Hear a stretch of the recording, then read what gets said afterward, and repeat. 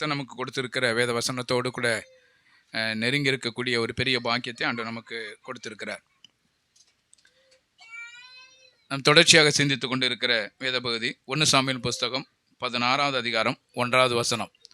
1 Samuel 16வது அதிகாரம் 1வது வசனம். கர்த்தர் சாமுவேலை நோக்கி, இஸ்ரவேலின் மேல் ராஜாவாய் இராதபடிக்கு நான் புறக்கணித்து தள்ளின சவுலுக்காக நீ எந்த மட்டும் துக்கித்து கொண்டிருப்பாய்? நீ உன் கொம்பை தைலத்தால் நிரப்பி கொண்டு வா. பெத்லேயனாகிய ஈசாயின் இடத்துக்கு உன்னை அனுப்புவேன். அவன் குமாரரில் ஒருவனை நான் ராஜாவாக தெரிந்து கொண்டேன் என்றார். இங்கே வாசிக்கும் பொழுது சாமுவேல் துக்கித்து கொண்டு இருக்கிறதாக வேதத்தில் வாசிக்கிறோம். இஸ்ரவேலின் மேல் ராஜாவாய் இராதபடிக்கு புறக்கணித்து தள்ளின சவுலுக்காக சாமுவேல் துக்கித்து கொண்டு இருக்கிறார். யோசித்து பாருங்க, சவுல் கர்த்தருக்கு பிரியமில்லாத ஒரு ராஜாவாக வாழ்ந்ததுனால அவர் அங்கே ராஜாவாக இல்லாதபடிக்கு கர்த்தர் அவரை புறம்பே தள்ளினார். இதை குறித்தான வருத்தம் அங்கே சாமுவேலுக்கு இருந்ததாக வேதத்தில் வாசிக்கிறோம். ஆக சாமுவேலை குறித்து அங்கே ஆண்டவர் சொல்லுகிறார், இஸ்ரவேலின் மேல் ராஜாவா இராதபடிக்கு நான் புறக்கணித்து தள்ளின சவுலுக்காக எந்த மட்டும் துக்கித்து கொண்டு இருப்பாய் என்று சொல்லி ஆண்டவர் கேட்கிறார். அப்ப இந்த ராஜாவாக இல்லாதபடி தள்ளின ஆண்டவர் தோற்று போனாரா என்ற ஒரு கேள்வி வரும் பொழுது அது நமக்கு ஆச்சரியமுடைய காரியம். ஆண்டவருக்கு விருப்பமில்லாத ஒரு ராஜாவை ஆண்டவர் தள்ளினார். அதுதான் ஒரு முக்கியமான ஒரு காரியம். தேவனுக்கு பிரியமில்லாத ஒரு ராஜாவை ராஜாவாக இல்லாதபடி புறக்கணித்து தள்ளினார். இதை குறித்தான வருத்தம் அங்கே சாமுவேலுக்கு இருந்தது இல்லையா? ஆண்டவர் கேட்குற, ஏன் நீ வருத்தப்படுற? நீ வருத்தப்படக்கூடிய விஷயங்கள் இங்கே என்ன நடந்தது இல்லையா? வருத்தப்படக்கூடிய காரியங்கள் என்ன நடந்தது? ஒரு ராஜாவாகவே இல்லாததுனால புறக்கணித்து தள்ளின அப்படின்னு சொல்லி ஆண்டவர் சொல்லுகிறார். ஆக ஆண்டவரால் ஏற்படுத்தப்பட்ட ஒரு ராஜா தேவனுக்கு பிரியமில்லாமல் ராஜாவாக இருந்ததுனாலே புறம்பாக தள்ளினார் என்று சொல்லி பார்க்கிறோம். அப்ப சாமுவேல் இதை குறித்துதான துக்கம் இருக்கிறது. சாமுவேலுக்கு ஒரு துக்கம். அப்போ சாமுவேல் துக்கப்பட்டது நியாயம் இல்லை என்பதை ஆண்டவர் சொல்லுகிறார். நீ துக்கப்பட்டது நியாயம் கிடையாது என்று சொல்லுகிறார். நீ துக்கப்படக்கூடிய விஷயங்கள் உங்க ஒன்றுமே நடந்தது கிடையாது என்று சொல்லுகிறார். ஏன் அப்படி சொல்றாருன்னா, ராஜாவாக இல்லாதபடிக்கு நான் தான் என்ன செஞ்சேன்? தள்ளுனேன். நான் தள்ளுனதுக்காக நீ என்ன செய்யக்கூடாது? வருத்தப்படக்கூடாது இல்லையா? சாமுவேல் தள்ளினார்னா அவர் வருத்தப்படுறதுக்கு அர்த்தம் இருக்கு இல்லையா? சாமுவேலே போய் நீ ராஜாவா கிடையாது, உன் வாழ்க்கை சரியில்லை, அதனால நான் உன்னை தள்ளிட்டேன் அப்படின்னு சொல்லி தள்ளிட்டாருன்னா சாமுவேல் வருத்தப்படுவதற்கு நியாயமான ஒரு காரியம். ஆனா இங்க பார்க்கும்பொழுது சாமுவேல் தள்ளல, ஆண்டவர் தான் என்ன செய்யணும்? ராஜாவா இராதபடிக்கு அவர் புறக்கணித்து தள்ளினார். ஆக ராஜாவா இல்லாதபடிக்கு தேவனே புறக்கணித்து தள்ளின ஒரு விஷயத்துல நாம் என்ன செய்யக்கூடாது? அங்க துக்கித்து இருக்கக்கூடிய விஷயங்கள் ஒரு நாளும் இருக்கக்கூடாது அப்படின்னு சொல்லி சொல்லுகிறார். அப்ப இந்த இடத்துல நீங்க வாசிக்கும் பொழுது அடுத்து அவர் என்ன சொல்றாருன்னா, நான் ஒருவனை ராஜாவாக தெரிந்து கொண்டேன் என்று சொல்லி சொல்லுகிறார். ஆனா ஒருத்தனை ராஜாவாக தெரிந்து கொண்டேன், பெத்லேமில் இருக்கிற ஒரு மனுஷனை நான் ராஜாவாக தெரிந்து கொண்டேன்னு சொல்லுகிறார். அப்ப ராஜாவாக தெரிந்து கொண்ட ஒரு மனுஷனை நீ ராஜாவாக அபிஷேகம் பண்ணணும் அப்படின்னு சொல்லி பெத்லேமுக்கு அனுப்புகிறதாக இந்த அதிகாரம் முழுவதும் நம்ம படிக்கிறோம். அப்ப இந்த அதிகாரத்துல ஒரு மனுஷனை ராஜாவாக தேர்ந்தெடுக்கிறார். நான் இந்த அதிகாரத்துக்கு நான் இன்றைக்கு கொடுக்கிற செய்திக்கு நான் தலைப்பு கொடுத்திருக்கிறேன், தேவனுடைய பார்வையில் தாவீது என்று சொல்லி ஒரு தலைப்பு கொடுத்திருக்கிறேன். தேவனுடைய பார்வையில் தாவீது இல்லையா? நீங்க பாருங்க, அதே 11வது வசனத்தை நீங்க படிக்கும் பொழுது, உன் பிள்ளைகள் இவ்வளவுதானா என்று ஈசாயை கேட்டான். அதற்கு அவன், இன்னும் எல்லாருக்கும் இளையவன் ஒருவன் இருக்கிறான், அவன் ஆடுகளை மேய்த்து கொண்டிருக்கிறான் என்றான். அப்பொழுது சாமுவேல் ஈசாயை நோக்கி, ஆள் அனுப்பி அவனை அழைப்பி, அவன் இங்கே வருமட்டும் நான் பந்தியிருக்க மாட்டேன் என்றான். இங்க வாசிக்கும் பொழுது இப்ப இந்த லிஸ்ட் எல்லாம் நீங்க அங்க வரிசையா சாமுவேல் போறாரு. அங்கே பெத்லேம் ஆகிய ஈசாயினுடைய வீட்டுக்கு போயாச்சு. போன உடனே ராஜாவாக தேர்ந்தெடுக்கிறதுக்கு ஒரு ஆட்களை எல்லாத்தையும் ஒருத்தராக வர சொல்லிக்கிட்டே இருக்கிறாரு. இப்படி ஒருத்தராக வர சொல்லிக்கிட்டே வரும் பொழுது அங்கே 7 பேர் முடிஞ்சாச்சு. 7 பேர் முடிஞ்சதுக்கு அப்புறம் இவ்வளவுதானா அப்படின்னு சொல்லி கேட்கிறார். சாமுவேல் கேட்கிறார், இவ்வளவுதானா அப்படின்னு கேட்கிறார். இவ்வளவுதானா கேட்ட பின்பு அந்த ஈசா என்ன சொல்றாருன்னா, இன்னொருத்தன் இருக்கிறான், அவன் என்ன செஞ்சுக்கிட்டு இருக்கிறான், ஆடு மேய்த்து கொண்டு இருக்கிறான் அப்படின்னு சொல்லி சொல்றாரு. அப்போ யோசனை பண்ணி பாருங்க, சாமுவேலு கேட்கிறாரு, வேற யாராவது இருக்கிறாங்களா அப்படின்னு கேட்கிறாரு. சாமுவேலு கேட்டதுக்கு தான் அவங்க பதில் சொல்றாங்க, இன்னொருத்தன் என்ன செஞ்சுக்கிட்டு இருக்கிறான், ஆடு மேய்த்து கொண்டு இருக்கிறான் அப்படின்னு சொல்றாரு. நான் இப்படி எழுதி வச்சிருக்கிறேன், தகப்பனாலும் சகோதராலும் மறக்கப்பட்ட தாவீது இல்லையா? தகப்பனாலும் சகோதரனாலும் மறக்கப்பட்ட ஒரு தாவீது. யோசனை பண்ணி பாருங்க, உண்மையில என்ன சொல்லியிருக்கணும் தெரியுமா? என்ன சொல்லியிருக்கணும்? இவர் கேட்கறதுக்கு முன்னாடியே சொல்லியிருக்கணும். சாமுவேல் கேட்கறதுக்கு முன்னாடி சொல்லியிருக்கணும், எனக்கு இன்னும் ஒரு இளைய பையன் ஒருத்தன் இருக்கிறான், அவன் ஆடு மேய்ச்சிக்கிட்டு இருக்கிறான் அப்படின்னு சொல்லியிருக்கணும்.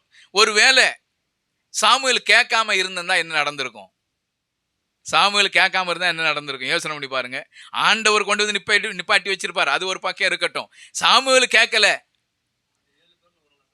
அப்படிதான் நிப்பாங்க அப்படின்னு இவர் செலக்ட் பண்ணியிருப்பாரு. ஆனா தேவன் அதுக்கு அனுமதி கொடுக்க மாட்டாரு. அந்த இடத்த பூர்த்தி செஞ்சிருவாரு. ஆனா யோசனை பண்ணி பாருங்க, தகப்பனாலும் சகோதரனாலும் மறக்கப்பட்ட ஒரு தாவீது. இதெல்லாம் தாவீதுக்கு தெரியவே தெரியாது. இவர் ஆடு மேய்ச்சிக்கிட்டு இருக்கிறாரு. ஆடு மேய்த்து கொண்டு இருக்கிற ஒரு மனுஷன், ஆடு மேய்த்து கொண்டு இருக்கிற தாவீது தகப்பனுடைய ஞாபகத்திலையும் சகோதரனுடைய ஞாபகத்திலையும் வரல. சகோதரர்லாம் என்ன நினைச்சுக்கிட்டு இருந்திருப்பாங்க தெரியுமா மனசுல? என்ன தேர்ந்தெடுத்தா நல்லா இருந்திருக்கும், என்ன தேர்ந்தெடுத்தா நல்லா இருந்திருக்கும். நீங்க பாருங்க, 7வது வசனத்தை நீங்க வாசிங்க. கர்த்தர் சாமுவேலை நோக்கி, நீ இவனுடைய முகத்தையும் இவனுடைய சரீர வளர்ச்சியும் பார்க்க வேண்டாம், நான் இவனை புறக்கணித்தேன். மனுஷன் பார்க்கிறபடி நான் பாரேன், மனுஷன் முகத்தை பார்ப்பான், கர்த்தரோ இருதயத்தை பார்க்கிறார் என்றார். யோசனை பண்ணி பாருங்க, இங்க நடக்கிற விஷயம் என்ன? தாவீது அங்க சாமுவேல் ஆட்களை பார்த்துக்கிட்டே வர்றாரு. ஒருத்தரை பார்க்கும்போது சரீர வளர்ச்சி நல்லா இருக்கு, நல்ல புஷ்டியா இருக்கிறாரு, நல்ல திறமையா இருக்கிறாரு. இதை பார்த்த உடனே சாமுவேல் சொல்றாரு, இவன் தான் ராஜாவா இருக்க முடியும், இவன் அபிஷேகம் பண்றேன் அப்படின்னு சொல்றாரு. இவன் ஆண்டவர் சொல்றாரு, நீ இவனுடைய சரீர வளர்ச்சியும் இவனுடைய உடல் பாவையெல்லாம் வச்சு நீ என்ன செய்யற, ராஜாவாக்கணும் நீ நினைக்கிற. நீ முகத்தை மட்டும்தான் பார்க்கற. நான் அப்படி என்ன செய்யறது இல்லை, நான் முகத்தை பார்க்கறது இல்லை. நான் என்ன செய்யறேன் தெரியுமா? இருதயத்தை பார்க்கிற ஒரு ஆண்டவர் இல்லையா? இன்னைக்கு எல்லாருமே முகத்தை பார்த்து தான் இவர் பெரிய ஆளுன்னு சொல்லி நினைக்கிறாங்க. உண்மையிலேயே பெரிய ஆளுன்னு யாரை சொல்லுவாங்க தெரியுமா? யாரை சொல்லுவாங்க? என்ன பேச மாட்டேன். அந்த குணம் இருக்கும் பாத்தீங்களா, குணத்தை வச்சுதான் அவங்களுடைய செயல்முறைகள். வெளி தோற்றங்கள் பெரிய ஆளு மாதிரி தெரியலாம், ஆனா குணங்கள் எப்படி சின்ன பிள்ளை மாதிரி இருக்கும் இல்லையா? வெளி தோற்றங்கள் நல்ல முரடனா தெரியலாம், ஆனா குணங்கள் சின்ன பிள்ளை குணமா இருக்கும். இதை வச்செல்லாம் நம்ம என்ன, வெளித்தோற்றத்தை வச்சு ஒரு பெரிய ஆளு நினைக்க முடியாது. வெளித்தோற்றத்தை வச்சு ஒரு பெரிய ஆளு நினைக்க முடியாது. ஆனா உள்ளான மனசுல என்கிட்ட ஒருத்தர் சொன்னாரு, இந்த மாதிரி நான் இவரை ஒரு விஷயத்துக்கு கூட்டிட்டு போனேன், ஆனா அங்க போன உடனே தான் தெரிஞ்சு இவரால் ஒண்ணுமே முடியாது அப்படின்னு சொல்லி சொன்னாரு இல்லையா? எனக்கு தெரிஞ்ச ஒரு சகோதரன் உண்டு, அவரை ஸ்கூலுக்கு கூட்டிகிட்டு போனாங்க. ஸ்கூலுக்கு கூட்டிகிட்டு போயிட்டு அட்மிஷனுக்காக கூட்டிட்டு போனாங்க. அட்மிஷன் கூட்டிகிட்டு போகும்போது இவர் நல்ல புஷ்டியாக இருப்பார், நல்ல உயரமாக இருப்பார், புஷ்டியாக இருப்பார். 10ஆம் கிளாஸ் பையன் நல்ல புஷ்டியாக நல்ல உயரமாக இருப்பார். அவரை கூட்டிகிட்டு போனவர் அவரை விட சின்னவராக இருப்பார். அப்போ அட்மிஷனுக்கு கூட்டி போயிட்டு அங்கே எல்லாம் பண்ணும்போது யாருக்கு அட்மிஷன் கேட்கணும், பையனை காணுமே அப்படின்னு. இல்லை இவன் தான் சார் பையன், இவன் நான் பையன், நீங்கள் இவர் பையன் மாதிரி தெரியலையே, நீங்கள் முதல்ல இவர் என்ன செய்யுங்க, இவனை பையனா மாற்றுங்க. எப்படி பையனா மாற்ற முடியும்? பையனெல்லாம் மாற்ற முடியாது, அது புஷ்டியானது தான் இல்லையா? வெளி தோற்றத்தை வச்சு நம்ம என்ன செய்யறோம்னா அடையாளம் கண்டு. ஆனால் உண்மையிலேயும் வயதில் பார்த்தீங்கன்னா சின்ன பையன், ஆனால் உருவத்தில் பார்த்தா பெரிய ஆள் இல்லையா? அப்ப ஆண்டவர் இங்க நீங்க பாத்தீங்கன்னா சாமுவேல் பார்க்கும் பொழுது வெளித்தோற்றத்தை பார்க்கிறாரு. வெளித்தோற்றத்தை பார்த்த உடனே இவர் தான் ராஜாவா இருப்பாருன்னு சொல்லி செலக்ட் பண்றாரு. ஆனா ஆண்டவர் என்ன சொல்றாருன்னா, நான் வெளித்தோற்றத்தை பார்க்கறது இல்ல, நான் என்ன செய்யறேன், இருதயத்தை பார்க்கிறேன். இல்லை நீங்க பாருங்க, சங்கீத புஸ்தகம் 4வது அதிகாரம் 5வது வசனத்துல இப்படி வாசிக்கிறோம், பக்தி உள்ளவனை கர்த்தர் தமக்காக தெரிந்து கொண்டார் என்று அறியுங்கள், நான் கர்த்தரை நோக்கி கூப்பிடுகையில் அவர் கேட்பார். பக்தி உள்ளவனை கர்த்தர் தமக்காக என்ன செய்தார், தெரிந்து கொண்டார். இல்லையா? நம்மளாம் என்ன நினைக்கிறோன்னா வெளித்தோற்றத்தை பார்த்து தெரிந்து கொண்டார்னு பார்க்குறோம். ஆண்டவர் வெளித்தோற்றத்தை பார்த்து ஒரு நாளும் ஒருத்தனை தெரிந்து கொண்டதில்லை. பக்தி உள்ளவனை தமக்காக கர்த்தர் தெரிந்து கொண்டார், இல்லையா? நாம் பக்தி உள்ளவங்களா இருந்தால் மட்டும்தான், தெய்வத்துக்கு பக்தி உள்ளவங்களா இருந்தால் மட்டும்தான் ஆண்டவருக்கு பிரியமான வேலை செய்ய முடியும். இல்லைன்னா ஒருமே செய்ய முடியாது. நீ பாருங்க, அதே 15வது அதிகாரம் 28வது வசனத்தை வாசிங்க. 1 சாமுவேல் 15:28. அப்பொழுது சாமுவேல் அவனை நோக்கி, கர்த்தர் இன்று உம்மிடத்தில் இருந்த இஸ்ரவேலின் ராஜ்யத்தை கிழித்து போட்டு உம்மை பார்க்கிலும் உத்தமனாய் இருக்கிற உம்முடைய தோழனுக்கு அதை கொடுத்தார். உம்மை பார்க்கிலும் உத்தமனாய் இருக்கிற உம்முடைய தோழனுக்கு அதை என்ன செய்தார்? கொடுத்தார், இல்லையா? அப்ப ஆண்டவர் செலக்ட் பண்றத பாருங்க. ஆண்டவர் உருவத்தை பார்த்து செலக்ட் பண்றது அல்ல. ஆண்டவர் எதை பார்த்து செலக்ட் பண்றாருன்னா, நம்முடைய இருதயம் எப்படி இருக்கிறதோ அதை மையமாக வைத்து தான் ஆண்டவர் என்ன செய்யறார்? ஊழியத்துக்கு அழைக்கிறார். ஒரு ராஜாவாக நிர்ணயம் பண்ணும் பொழுது எப்படி ஆண்டவர் செலக்ட் பண்றாருன்னா, வெளித்தோற்றத்தை பார்த்து அல்ல. வெளித்தோற்றத்தை பார்த்து செலக்ட் பண்ணா வேதத்தில் நிறைய பேர் இருக்கிறாங்க. ஆனா வெளித்தோற்றத்தை பார்த்து ஆண்டவர் ஒரு நாள் என்ன செய்யறதில்ல, செலக்ட் பண்றதில்ல. ஆண்டவர் இருதயத்துல அவங்களுடைய இருதயம் எப்படி இருக்கு, அவங்களுடைய செயல்முறைகள் எப்படி இருக்கு, அவங்களுடைய பேச்சுகள் எப்படி இருக்கு, அதை பார்த்து தான் ஆண்டவர் என்ன செய்தார்? செலக்ட் பண்ணக்கூடியவராக இருக்கிறார். அப்ப இங்க வாசிக்கும் பொழுது தகப்பனாலும் சகோதரனாலும் மறக்கப்பட்ட ஒரு மனிதனை ஆண்டவர் என்ன செய்தார்? செலக்ட் பண்றார். இரண்டாவது காரியம் பாருங்க, 5வது வசனத்துல 1 சாமுவேல் 16:5. அதற்கு அவன், சமாதானம்தான், கர்த்தருக்கு பலியிட வந்தேன். நீங்கள் உங்களை பரிசுத்தம் பண்ணி கொண்டு என்னுடனே கூட பலி விருந்துக்கு வாருங்கள் என்றான். மேலும் ஈசாயையும் அவன் குமாரரையும் பரிசுத்தம் பண்ணி அவர்களை பலி விருந்துக்கு அழைத்தான். இங்க வாசிக்கிறோம், பரிசுத்தம் பண்ணப்பட்டார்கள் என்று சொல்லி வாசிக்கிறோம். யாரு? இந்த சகோதரர்கள் எல்லாருமே பரிசுத்தம் பண்ணப்பட்டார்கள். அங்க யாரு? ஒருத்தர் எங்க இருக்காரு? ஆடு மேய்ச்சிக்கிட்ட. இவருடைய ஞாபகமே வரல. யோசனை பண்ணி பாருங்க, இவருடைய ஞாபகமே வரல. மொத்தம் 8 பேர்ல 7 பேர் பரிசுத்தம் பண்ணப்பட்டாங்க. ஒருத்தர் மட்டும் எங்க செய்றார்? ஆடு மேய்ச்சிக்கிட்டு இருக்கிறார். பரிசுத்தம் பண்ணப்பட்டார்கள். இரண்டாவது, அதே 5வது வசனத்தில் வாசிக்கும் பொழுது பலி விருந்துக்கு வாருங்கள், இல்லையா? பலி விருந்துக்கு வாருங்கள் சொல்லி அழைக்கிறாங்க. ஒன்று, தகப்பனாலும் சகோதரனாலும் மறக்கப்பட்ட ஒரு தாவீது. ரெண்டாவது, பரிசுத்தம் பண்ணப்பட்டார்கள், இல்லையா? ஒரு ஆள் எங்க இருக்கிறாரு? அங்க ஆடு மேய்ச்சிக்கிட்டு இருக்கிறாரு. இவர் பரிசுத்தம் பண்ணப்பட்டார்கள். மூணாவது, பலி விருந்துக்கு என்ன செய்யறாங்க? நீங்க எல்லாம் வாங்க, நம்ம எல்லாம் என்ன செஞ்சிடலாம்? சாப்பிட்டுடலாம். பலி விருந்துக்கு அழைக்கப்பட்டார்கள். நாலாவது, 11வது வசனத்துல, அதாவது பலி விருந்து இவர் இல்லாமே ஆயத்தம் பண்ணினார்கள், இல்லையா? இவர் இல்லாமே ஆயத்தம் பண்ணினாங்க. 4வது விஷயம் பார்க்கும் பொழுது 11வது வசனத்துல, உன் பிள்ளைகள் இவ்வளவுதானா என்று ஈசாயை கேட்டான். அதற்கு அவன், இன்னும் எல்லாருக்கும் இளையவன் ஒருவன் இருக்கிறான், அவன் ஆடுகளை மேய்த்து கொண்டிருக்கிறான் என்றான்.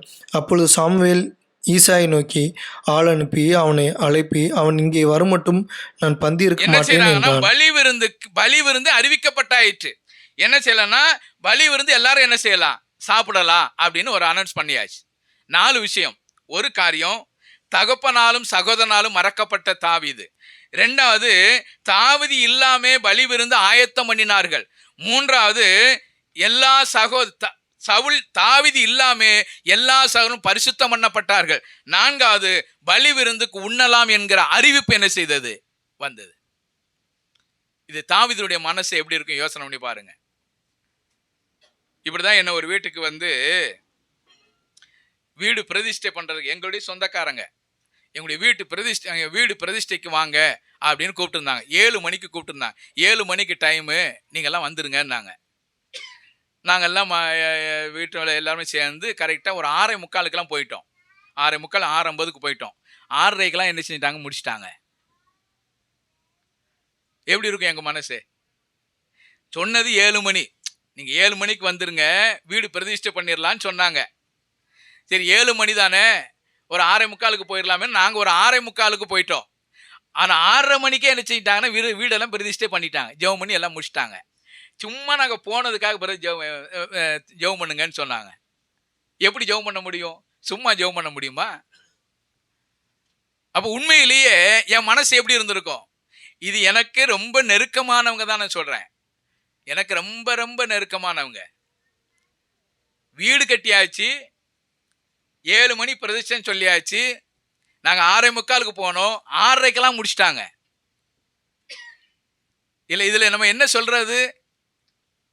அப்போ வருத்தம்னு ஒண்ணு இருக்குன்னு தெரியுமா? இந்த தாவீதுக்கு அந்த வருத்தம் இல்லை. இதெல்லாம் அவர் இல்லாமையே நடந்த ஒரு காரியம். இது எல்லாமே அவர் இல்லாம இருந்த அவர் இல்லாத ஒரு சூழ்நிலையில் நடந்த ஒரு காரியம். ஒருவேளை தாவீது வந்து எப்படி நான் இல்லாம எப்படி நீங்க இதெல்லாம் செஞ்சீங்க அப்படின்னு கேட்டிருந்தா அங்க என்ன நடந்திருக்கும்? இன்னைக்கு நிறைய சமயத்துல ஏன் பிரச்சனைகள் தெரியுமா? குடும்பத்திலையும் சரி, சமுதாயத்திலையும் சரி, சபையிலையும் சரி, ஏன் பிரச்சனை தெரியுமா? நான் இல்லாம ஏன் இப்படி செஞ்சீங்க? என்னை கேட்காம ஏன் இப்படி பண்ணினீங்க? எனக்கு ஏன் முதலிடம் கொடுக்கல அப்படின்னு ஒரு கேள்வி வைக்கிறோம் பாத்தீங்களா? இந்த கேள்வி எங்கெல்லாம் வைக்கிறீங்களோ அங்கெல்லாம் பிரச்சனை வரும். ஆனா கேள்வியே இல்லாம நீங்க போய் பாருங்களேன், அந்த சமாதானம். ஒருவேளை நமக்கு வேதனை இருக்கலாம், அந்த விஷயங்கள், அந்த நடந்த விஷயம் ஒருவேளை எனக்கு வேதனையா இருக்கலாம், என்னை சார்ந்து இருக்கிறவங்களுக்கு வேதனை தான். அது ஒண்ணுமே மாற்ற முடியாது, வேதனை தான். அந்த வேதனையை மாற்றுவதற்கு ஒரே ஒரு வழி என்னன்னா அமைதியா போறது மட்டும்தான். இன்னைக்கு நிறைய இடங்கள் நடக்கிற பிரச்சனைகள் அதுதான் இல்லையா? தாவீதுனுடைய மனநிலை அது உண்மையிலேயே அந்த இடத்துல நீங்களும் நானும் இருந்திருப்போம். ஆனா ஏன்னா இந்த வீட்டுல ஒரு பெரிய விருந்தே நடந்திருக்கு இல்லையா? இந்த வீட்டுல ஒரு பெரிய விருந்தே நடந்திருக்கு. அங்க பலி விருந்து பண்ணிட்டாங்க, எல்லாரையும் பரிசுத்தம் பண்ணிட்டாங்க, எல்லாம் ஆடு அடிச்சிருக்கு, எல்லாம் பண்ணி எல்லா வேலையுமே எல்லாம் பண்ணியாச்சு. அந்த வீடு பாத்தீங்கன்னா கலகலகலன்னு இருக்கு. இவர் ஒருத்தர் வீட்டுல காட்டுல இருந்து ஒருத்தர் கூட்டிட்டு வர்றாரு, வீட்டுல வந்து பார்த்தா எல்லாம் புதுசா தெரியுது. இந்த இளையகுமாரனுடைய கதையில பாத்தீங்களா என்ன நடந்துச்சு? இவரு ஓடி போயிட்டாரு. இவர் எல்லாம் போய் எல்லாம் வித்து தின்னுட்டு எல்லாம் ஒண்ணுக்கு இல்லாம வர்றாரு. இங்க வந்த உடனே எல்லாம் அப்படியே புதுசா இருக்கு. எல்லாம் விருந்து எல்லாம் ரெடியா இருக்கு, எல்லாம் இருக்கு. வீட்டுல ஒருத்தர் இருக்காரு. அவர் என்ன கேட்டாரு? இந்த மாதிரி என்னைக்காவது எனக்கு பண்ணியா நீ? அவன் நம்ம சொத்தை அழிச்சு, அதாவது அவனுக்கு வர வேண்டிய பங்கை வாங்கிட்டு போய் சொத்தை அழிச்சு ஒண்ணுக்கும் இல்லாம நாத்தம் எடுத்து ஒண்ணுமே இல்லாம திரும்பி வந்திருக்கிறான். அவனுக்கு நீ என்ன செஞ்சிருக்கிறீங்க? விருந்து வச்சிருக்கீங்க, ஆடு அடிச்சிருக்கிறீங்க, பக்கத்து வீட்டுக்காரெல்லாம் கூப்பிட்டு இருக்கிறீங்க, மோதிரம் வாங்கி வச்சிருக்கிறீங்க, நல்ல ட்ரெஸ் வாங்கி வச்சிருக்கிறீங்க, இவ்வளவு விருந்து பண்ணி இருக்கிறீங்க. என்னைக்காவது எனக்கு நீ செஞ்சது உண்டா இது? இல்லையா? இது யாருடைய சமாதானம் கெட்டு போச்சு தெரியுமா? யாருடைய சமாதானம் கெட்டு போச்சு? யாருடைய சமாதானம்? அவங்க அப்பாவுடைய சமாதானம் கெட்டு போச்சா? என்ன சிஸ்டர் கேள்வி கேட்டாங்க பாத்தீங்களா? அவங்களுடைய சமாதானம் தான் கெட்டு போச்ச ஒழிய வந்தவனுடைய சமாதானமோ தகப்பனுடைய சமாதானமோ இல்ல. கேள்வி கேட்டாங்க பாத்தீங்களா? எனக்கு ஏன் இதை செய்யல? நான் இவ்வளவு நாள் உங்க வீட்டுல தானே இருந்தேன், நான் என்னைக்காவது சொத்து அழிச்சிருக்கிறேனா? உங்க சொத்துல என்னைக்காவது நான் பங்கு கேட்டிருக்கிறேனா? எதையுமே கேட்கல. எதையுமே கேட்காம நீங்க சொன்னபடி எல்லாம் நான் செஞ்சிருக்கிறேன். எனக்கு இப்படி விருந்து நீங்க பண்ணல. ஆனா எல்லாத்தையும் அழித்து போனவனுக்கு நீங்க இவ்வளவு விருந்து பண்ணி இருக்கிறீங்களே. அவங்க அப்பா சொல்றாரு, எப்பா அவன் செத்து போயிட்டான், செத்தவன் உயிரோடு கூட வந்திருக்கிறான். இதை விட நமக்கு என்ன சந்தோஷம் இருக்கணும் இல்லையா? அப்ப இந்த தாவீதும் இதே மாதிரி தான் வீட்டுக்குள்ள வரும் பொழுது எல்லாம் புதுசா இருக்கு. அவர் ஆட்டுக்குள்ள இருந்து வந்த ஒரு மனுஷன். அவருடைய ட்ரெஸ் எல்லாம் எப்படி இருந்திருக்கும்? அவருடைய ட்ரெஸ் எல்லாம் ஒருவேளை நாத்தமா இருந்திருக்கலாம், அழுக்கடைஞ்சு போயிருந்திருக்கலாம் இல்லையா? பல இடங்கள்ல சுத்தி வந்திருக்கிற, நாடு மேய்ச்சி கொண்டு இருக்கிற அந்த சூழ்நிலையில வந்திருக்கிற ஒரு மனுஷன் உள்ள வரும் பொழுது எல்லாமே வாசனையா இருக்கு. அவர் மட்டும்தான் நாத்தமா இருக்கிறாரு, ஒண்ணுமே கேட்கல. ஏன் தெரியுமா? உண்மைதான்.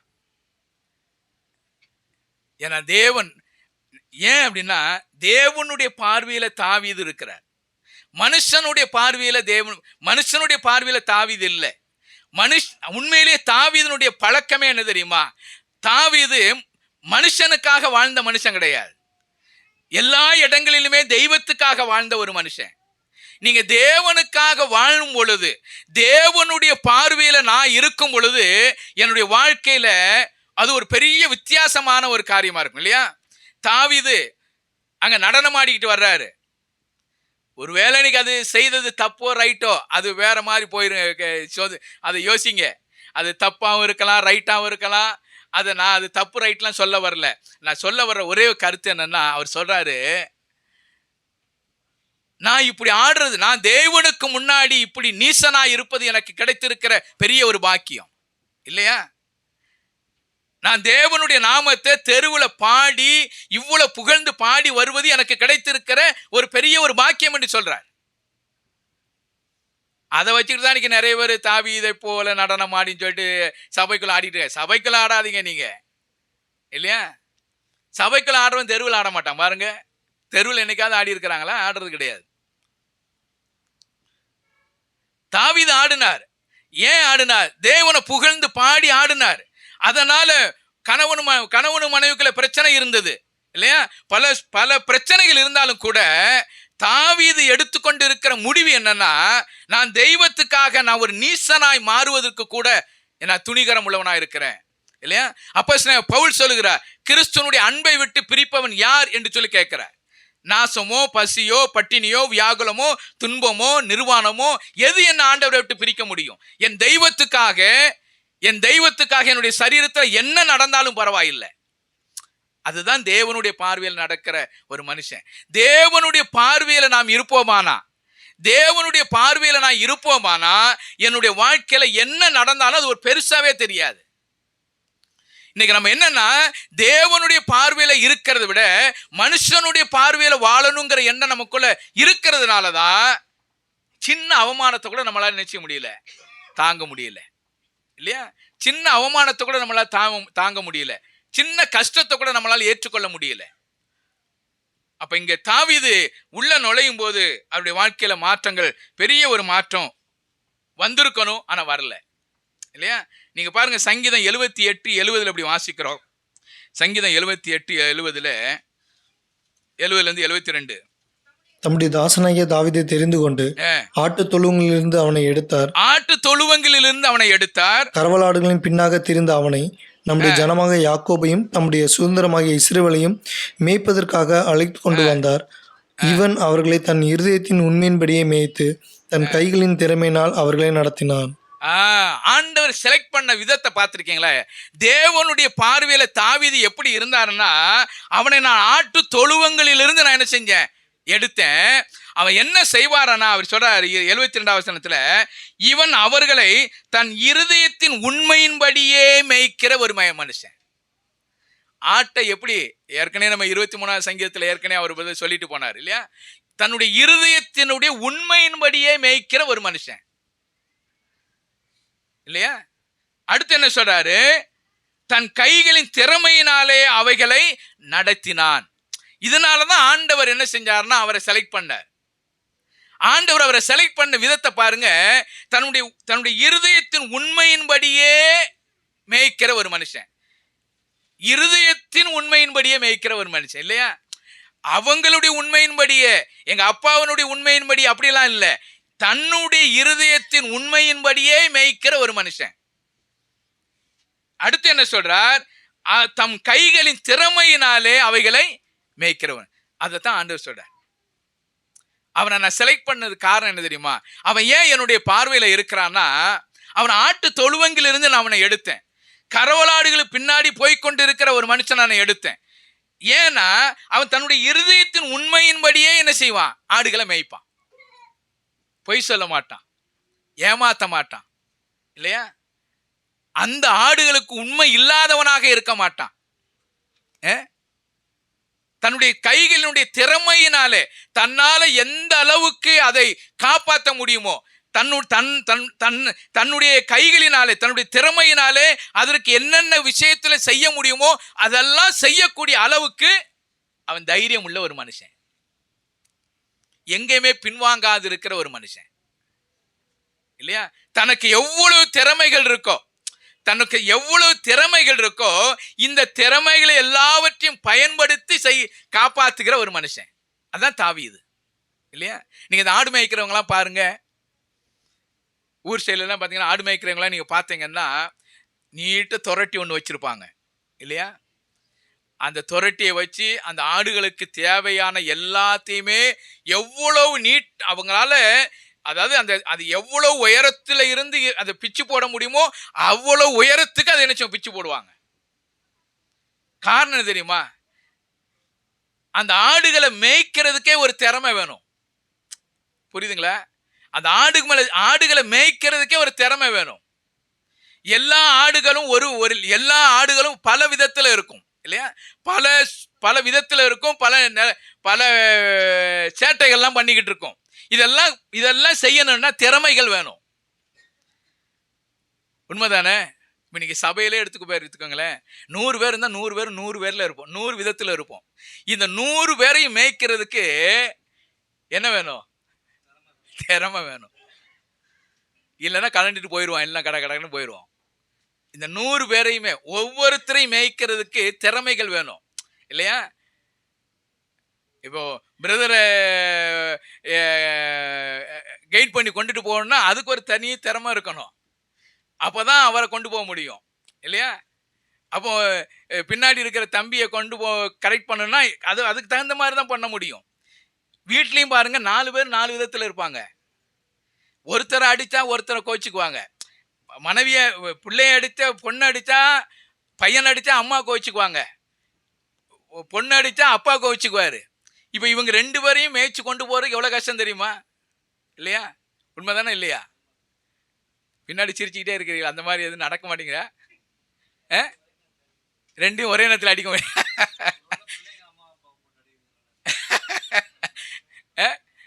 யோசனை பண்ணி பாருங்க. இங்க அவர் தன்னுடைய திறமையினாலே ஆடுகளை மேய்த்து கொண்டிருந்தார். அது ஒரு பெரிய, அதனாலதான் ஆடுகள் மேய்ப்பது என்பது கஷ்டம். நீங்க ஆடுகளை மேய்ப்பது என்பது கஷ்டம். ஏன்னா ஒவ்வொருத்தரும் ஒவ்வொரு ஆடும் ஒவ்வொரு விதத்துல இருந்துகிட்டு இருக்கும். ஒண்ணு திடீர்னு அந்த பக்கம் ஓடும், இந்த பக்கம் ஓடும், நேரா ஓடும், பல விதத்துல இருந்துகிட்டு இருக்கும். அதனாலதான் சொல்லுவாங்க, அதனாலதான் சபையில ஒரு ஊழியக்காரனா இருப்பது என்பது ரொம்ப ரொம்ப கஷ்டம். ஏன்னா ஊழியக்காரனா இருப்பது ஒவ்வொரு விசுவாசிகளும் ஒவ்வொரு நிலைமையில இருப்பாங்க. அந்த ஒவ்வொரு விசுவாசிகளையும் அறிந்து அவங்களுக்கு ஏற்றபடி பேசி அதை சரி செய்து கொண்டு வந்து உட்கார வைக்கிறது என்பது ரொம்ப ரொம்ப கஷ்டம் இல்லையா? நல்லா இருக்கிற வரைக்கும் ஊழியக்காரன் பேரே வராது. நல்லா இருக்கிற வரைக்கும் ஊழியக்காரன் பேரே வராது. ஏதாவது குடும்பத்தில் சண்டை, நான் பிரிஞ்சு போயிடுறேன் அப்படின்னா, நீங்க என்ன பொண்ணு பார்த்து கல்யாணம் பண்ணி வச்சீங்க, அவ பிரிஞ்சு போறேன்ட்டு வர்றா அப்படின்னு அடுத்த நிமிஷம் நம்மகிட்ட தான் வரும். நல்லா இருக்கிற வரைக்கும் ஊழியக்காரன் பேரே தெரியாது, ஊரே தெரியாது, வீரும் தெரியாது, அட்ரஸே தெரியாது. நான் எங்க இருக்கேனே நிறைய பேருக்கு ஊழிய தெரியாது. ஆனா பிரச்சனைன்னு வரும் பொழுதுதான் அன்னைக்கு தான் ஊழியக்காரன் பேர். அவர் எங்க இருக்கிற முதல்ல போனை போடு, அவரை வீட்டுக்கு வர சொல்லு அப்படின்னு கண்டுபிடிப்போம் இல்லையா? அப்படி கண்டுபிடிச்சாலும் அதை தீர்த்து வைக்கிறது என்பது ஒரு பெரிய விஷயமானது இல்லையா? அதையும் தீர்த்து வைக்கணும்,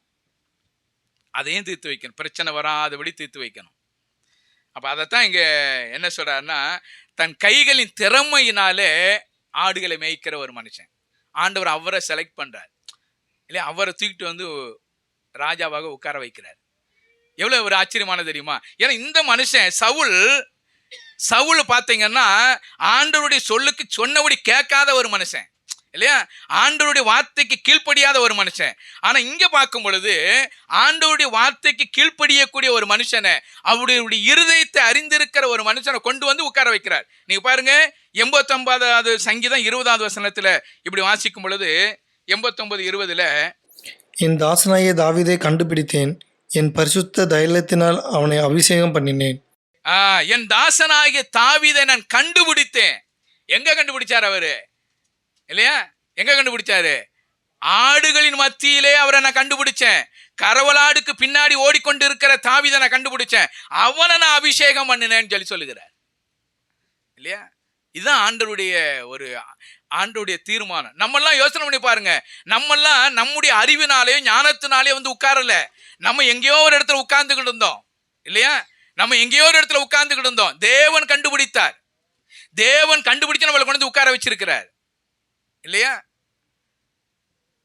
அப்ப நம்முடைய கிறிஸ்தவ வாழ்க்கையும் அதே போலதான். தேவன் நம்மை கண்டுபிடித்து கொண்டு உட்கார வச்சிருக்கிறார். இல்லைன்னா நம்மளை யாரும் உட்கார வைக்க முடியாது.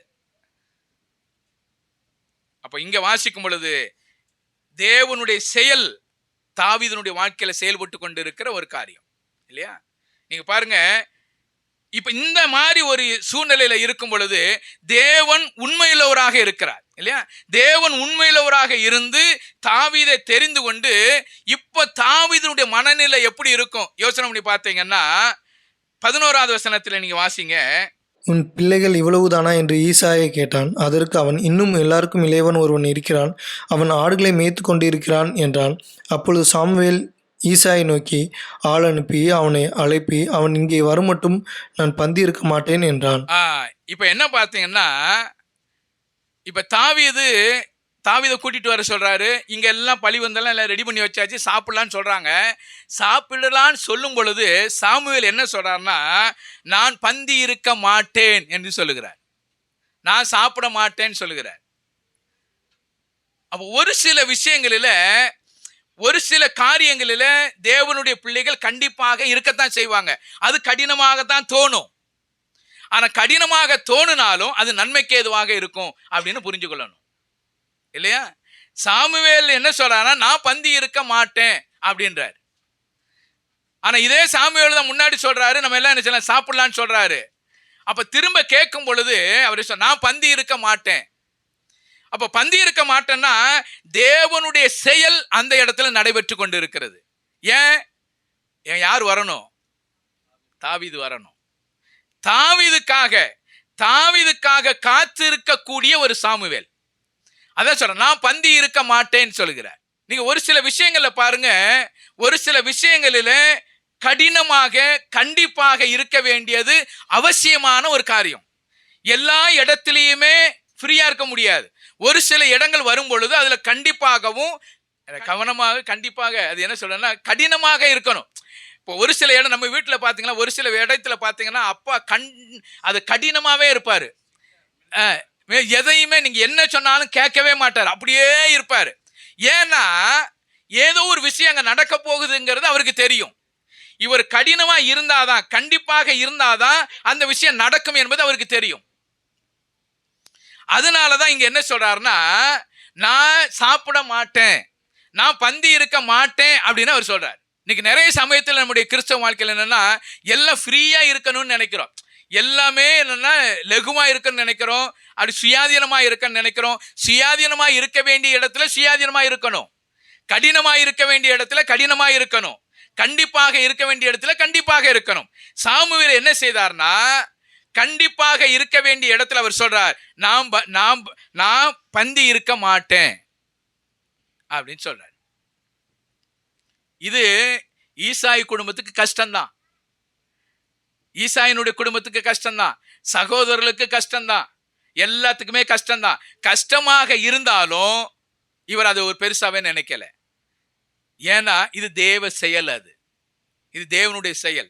தேவனுடைய செயல் அங்கே தாவீது வரணும் என்பது தேவனுடைய செயல். அதற்காக இவர் கடினமாக இருக்க வேண்டியது அவசியமான ஒரு காரியம். இரண்டாவது காரியம் பாருங்க, 13வது வசனத்தில் இப்படி வாசிக்கிறோம். அப்பொழுது சாமுவேல் தைலக்கொம்பை எடுத்து அவனை அவன் சகோதரர் நடுவிலே அபிஷேகம் பண்ணினான். அந்நாள் முதற்கொண்டு கர்த்தருடைய ஆவியானவர் தாவீதின் மேல் வந்து இறங்கியிருந்தார். சாமுவேல் எழுந்து ராமாவுக்கு போய்விட்டான். சகோதரர்கள் நடுவிலே அபிஷேகம் பண்ணினார் என்று சொல்லி வாசிக்கிறோம் இல்லையா? எந்த சகோதரர்கள் இவர் ஞாபகமே இல்லாத நினைச்சுக்கிட்டு இருந்தாங்களோ அதே இடத்துல தேவன் என்ன செய்கிறார்? அபிஷேகம் பண்ணுகிறார். நீங்க ஒண்ணு புரிஞ்சுக்கொள்ளணும். என்ன புரிஞ்சுக்கொள்ளணும் தெரியுமா? நம்ம எந்த இடத்துல வெட்கப்படுறோமோ அதே இடத்துல தெய்வம் என்ன செய்யறாருன்னா நம்மளை தலை நிமிர வைக்கிறார்.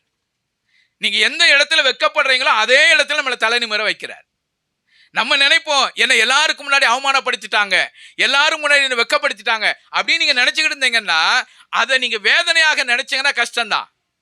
ஆனா தேவ சமூகத்துல நீங்க உண்மையாக தேவ சமூகத்துல நிற்கும் பொழுது என்ன நடக்கும்னு சொன்னா, எந்த இடத்துல வெட்கப்படுத்தினாங்களோ அதே இடத்துல தெய்வம் உங்களை நிக்க வைப்பார். இங்க பாருங்க, சகோதரர்கள் நடுவிலே தேவன் அவர்கள் என்ன செய்தார்? அபிஷேகம் பண்ணினார். இல்லையா? ஒன்று புரிஞ்சுக்கொள்ளணும், இந்த ஆண்டவர் ஏன் இதை செய்தாருன்னு சொன்னா, ஒரு பக்கம் வெட்கப்படுத்தக்கூடிய சூழ்நிலைகள் இருந்தாலும் கூட ஒன்று புரிந்து கொள்ளணும். சகோதரர்கள் புரிந்து கொள்வதற்காக என்ன புரிந்து கொள்ளணும்? தாவீதுக்கு பின்பதாக தேவ செயல் இருக்குது என்பதை புரிந்து கொள்ளணும். இல்லையா? தாவீதை கொண்டு வந்தது நான் அல்ல, தேவன் தான் தாவீதை கொண்டு வந்தார் என்பதை புரிந்து கொள்வதற்காக இந்த செயல் நடக்கிறது. நீங்க வேதத்தில் நீங்க படிக்கும்போது, லூக்கா சுவிசேஷத்தில் நீங்க படிக்கும் பொழுது, லூக்கா 22 அதிகாரம் 20 23 வரைக்கும் படிக்கும் பொழுது, போஜனம் பண்ணின பின்பு அவர் அந்தபடியே பாத்திரத்தையும் கொடுத்து, இந்த பாத்திரம் உங்களுக்காக சிந்தப்படுகிற என்னுடைய இரத்தத்தினாலாகிய புதிய உடன்படிக்கையாக இருக்கிறது என்றார். பின்பு, இதோ என்னை காட்டி கொடுக்கிறவனுடைய கை என்னுடனே கூட பந்தியில் இருக்கிறது. தீர்மானிக்கப்பட்டபடியே மனுஷகுமாரன் போகிறார், ஆனாலும் அவரை காட்டி கொடுக்கிற மனுஷனுக்கு ஐயோ என்றார். யோசனை பண்ணி பாருங்க, தன்னை காட்டி கொடுக்கிற ஒரு மனுஷன் எங்க தான் இருக்கிறாரு? அந்த பந்தி இருக்கிற இடத்துல தான் இருக்கிறார். அவர் நினைச்சிருந்தா, நீ என்ன காட்டி கொடுக்க போற, அதனால இதுல என்ன செய்யாத, பங்கு பெறாத, முதல்ல வெளியே போ அப்படின்னு சொல்லியிருக்கணும். ஆனா ஆண்டவர் அதை சொல்லலை. அதை சொல்லாம என்ன செய்யறாருன்னா, அவனையும் உட்கார வச்சு பந்தி எடுத்து கொடுக்கிறாரு. எல்லாத்தையும் கொடுத்ததுக்கு அப்புறம் சொல்றாரு, உங்களில் ஒருவன் என்ன செய்வான், காட்டி கொடுப்பான். அப்ப எதுக்கு இதை செய்தாருன்னா, அந்த காட்டி கொடுக்கக்கூடிய யூதாசு புரிந்து கொள்ளணுங்கிறதுக்காக. யாரை புரிந்து கொள்ளணும்? தேவன் எப்படிப்பட்டவர் என்பதை புரிந்து கொள்ளணும். இல்லையா? தேவன் எப்படிப்பட்டவர்? தெய்வம் காட்டி கொடுக்கக்கூடிய ஒரு மனுஷனாய் இருக்கிற என்னையும் கூட அவர் காட்டி கொடுக்காது இருக்கிற தெய்வம் என்பதை புரிந்து கொள்ளணும். இல்லையா? நான் அவரை காட்டி கொடுக்க போறேன், ஆனா தெய்வம் என்ன செய்யல, காட்டி கொடுக்கல. இல்லையா? என்னை நேசிக்கிற ஒரு ஆண்டவர் என்பதை யூதாசு புரிந்து கொள்ளணுங்கிறதுக்காக, புரிந்து கொள்வதற்காக தேவன் செய்யற செயல் அது. இல்லையா? இங்கேயும் அதே மாதிரிதான், சகோதரர்கள் நடுவிலே அபிஷேகம் பண்ணுகிறார் என்று சொன்னா சகோதரர்கள் புரிந்து கொள்ளணும். என்ன புரிந்து கொள்ளணும்? இந்த தாவீது தற்செயலாய் வந்தவன் அல்ல, இது தேவ செயல் என்பதை புரிந்து கொள்ளணும். தேவனுடைய செயலின்படியாக ஏற்படுத்தப்பட்ட தாவீது என்பதை புரிந்து கொள்ளணுங்கிறதுக்காக சகோதரன் நடுவில் என்ன செய்கிறார்? அபிஷேகம் பண்ணப்படுகிறார். இல்லையா? மூணாவது காரியம் பாருங்க, நிறைய இருக்கு, நேரம் இல்லாம முடிச்சிடறேன். மூணாவது காரியம் 18வது வசனம், 1 சாமுவேல் 18வது வசனம். அப்பொழுது அந்த வேலைக்காரரில் ஒருவன் பிரதியுத்தரமாக, இதோ பெத்லெஹேமியனாகிய ஈசாயின் குமாரன் ஒருவனை கண்டிருக்கிறேன். அவன் வாசிப்பதில் தேறினவன், அவன் பராக்கிரமசாலி, யுத்த வீரன், காரிய சமர்த்தன், சௌந்தரியம் உள்ளவன், கர்த்தர் அவனோடு கூட இருக்கிறார் என்றார். கர்த்தர் அவனோடு கூட இருக்கிறார். இல்லையா? ஒரு வேலைக்காரன் வந்து என்ன செய்யறார்? சாட்சி கொடுக்கிறார். யாரை குறித்து? தாவீதை குறித்து சாட்சி கொடுக்கிறார். என்ன சாட்சி கொடுக்கிறார் பாருங்க, நிறைய விஷயத்த சொல்றார். கடைசியில ஒரு வார்த்தை சொல்றார், கர்த்தர் அவனோடு கூட இருக்கிறார். இது ஒரு சாட்சி தெரியுமா? கர்த்தர் அவனோடு கூட இருக்கிறார், அது ஒரு சாட்சி. அது கர்த்தர் நம்மளோடு கூட இருக்கிறார் என்பதை அறிந்து கொள்ளணும், அது ஒரு சாட்சி. மற்றவர்கள் நம்மை குறித்து கொடுக்கிற சாட்சி எப்படி இருக்கிறது? இல்லையா? மற்றவர்கள் நம்மை குறித்து கொடுக்கிற சாட்சி எப்படி இருக்கிறது? கர்த்தர் அவளோடு கூட இருக்கிறார், கர்த்தர் அவரோடு கூட இருக்கிறார் என்பதை சொல்லக்கூடிய ஒரு சாட்சி இருக்கணும். சாட்சி தான் மிக மிக முக்கியமான ஒரு காரியம். எவ்வளவு பராக்கிரமசாலியா இருந்தாலும் சரி. இல்ல நீங்க படிச்சு பார்க்கும்போது என்ன சொல்றாரு? வாசிப்பதில் தேறினவன், பராக்கிரமசாலி, யுத்த வீரன், காரிய சமர்த்தன், சௌந்தரியம் உள்ளவன், இது எல்லாம் இருந்தாலும் கூட கர்த்தர் இல்லைன்னா எப்படி இருக்கும்? இல்லையா? யோசனை பண்ணி பாருங்க. எல்லாம் இருக்கு, நமக்கு நல்ல அறிவு இருக்கு, படிப்பு இருக்கு, செல்வாக்கு இருக்கு, பணம் இருக்கு, பொருள் இருக்கு, எல்லா விதத்திலுமே தேறினவங்களா இருக்கிறோம். எல்லாம் இருந்தும் கர்த்தர் நம்மளோடு கூட இல்லைன்னா எப்படி இருக்கும்? இல்லையா? அதான் ஒரு பெரிய பெரிய பெரிய பணக்காரன் ஒருத்தர் வந்தாரு ஆண்டவர்கிட்ட. நல்ல போதகரே, நித்திய ஜீவன் அடையணும்னா என்ன செய்யணும்னு சொல்லி கேட்டாரு. அந்த ஒரு வாலிபன் கேட்டாரு. ஆண்டவர் சொன்னாரு, நீ நியாயப்பிரமாணம் முழுவதும் என்ன செய்யணும்? கடைபிடிக்கணும்னாரு. அப்படியே ஆண்டவரை, நான் சிறு வயது முதல்ல என்ன செஞ்சிருக்கிறேன்? கடைபிடிச்சிருக்கிறேனே அப்படின்னு சொல்லி சொன்னார். அப்படியா? அப்ப நான் இன்னொன்னு சொல்றேன், என்ன செய்? அப்ப அவரு கேட்கிற, வேறு ஏதாவது என்னிடத்துல குறை இருக்குமானா சொல்லும் அப்படின்னு சொல்லி கேட்கிற. அப்ப ஆண்டவர் சொல்றாரு, உன்கிட்ட ஒரு குறை இருக்கு. என்ன குறை? எல்லாத்தையும் வித்துட்டு, உன்கிட்ட இருக்கிற சொத்தெல்லாம் வித்து இந்த தருத்தருக்கு கொடுத்துட்டு அப்புறம் என் பின்பற்றி வா அப்படின்னு சொல்லி சொல்றாரு. வேதத்துல வாசிக்கிறோம், அவன் மிகுந்த ஐஸ்வர்யம் உள்ளவனாய் இருந்ததுனால துக்கத்தோட திரும்பி போனா அப்படின்னு சொல்லி வாசிக்கிறோம். எல்லாம் இருந்த ஆண்டவர் இல்லை என்ன பிரயோஜனம்? இல்லையா? அவர்கிட்ட எல்லாம் இருக்கு, எல்லா செல்வாக்கும் இருக்கு. ஆண்டவர் என்ன சொல்லி கொடுக்கிறார்னா, உன்ட பணம் இருக்கலாம், பதவி இருக்கலாம், படிப்பு இருக்கலாம், செல்வாக்கு இருக்கலாம், எல்லாம் இருந்தாலும் நான் உன்னோடு கூட இல்லைன்னா ஒண்ணுமே கிடையாது. அவருக்கு அதைத்தான் கற்றுக் கொடுக்கிற. நான் உன் கூட இருக்கணும், நீ என் கூட இருக்கணும், நானும் நீயும் ஒன்னா இருக்கணும். நானும் நீயும் ஒன்னா இல்லைன்னா ஒண்ணுமே கிடையாதுன்றார் இல்லையா?